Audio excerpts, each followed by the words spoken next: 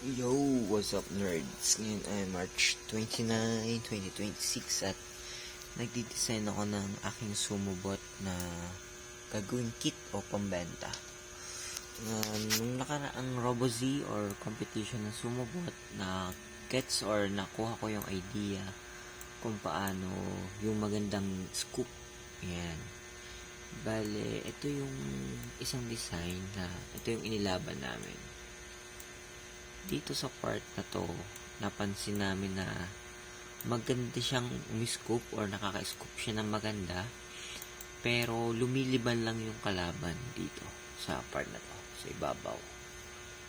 Kaya dun sa aking ginagawang design ngayon, nilagyan ko siya ng parang panabla o para kung ma-scoop namin yung kalaban at dumiretso siya dito, malaki yung chance na mapataob namin yung kalaban.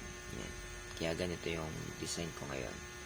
Meron siya dito parang pangharang na in case na ma-scoop namin dito, hindi na siya liliban. Hindi na siya didiretso pa palikod o kung saan man. Ang aming goal ngayon ay maharangan siya dito.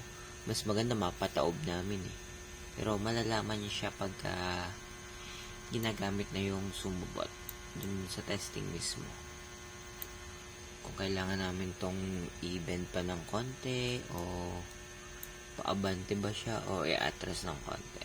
Dun pa lang namin malalaman sa mismong testing itong sumubot. Tapos ngayon ito nagpiprint ako nung mga order sa akin na shroud ng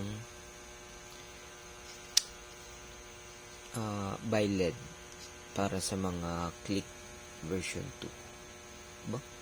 Basta para sa mga click, hindi ko alam kung anong version pala siya. Yan. Yan ay papalit ako ng nozzle. Ito yung isa kong 3D printer ngayon. Dalawa na silang malaki, tapos isang Ender 3. Mas malaki yung kanyang bed or yung gawaan. Ito. Kaso, mas mabagal siya. Palit tayo ng filament. Ay. Baka magbohol-bohol.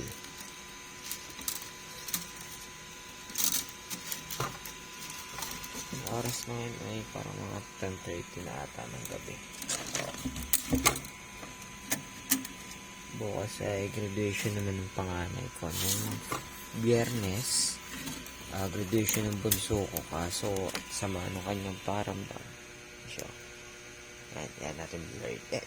Luminaw. Masama yung paramdam niya. Tingin ko hindi niya masyado na-enjoy yung kanyang graduation. Ako naman, okay lang. Umuwi din kami agad ng panganay ko. Nainip na. Medyo matagal yung program.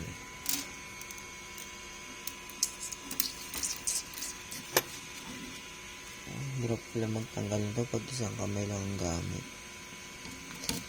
Tapos medyo dim pa yung ilaw. Okay. Lagyan natin dito. Ay! Natanggal. Yun lang. Palitan natin siya ng color white. R3D filament.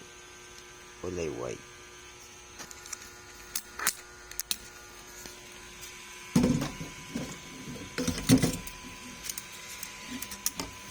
Pwede siya dito. Pagka nagkulay blue yan, yun. Okay na siya. Trigger na yung kanyang sensor.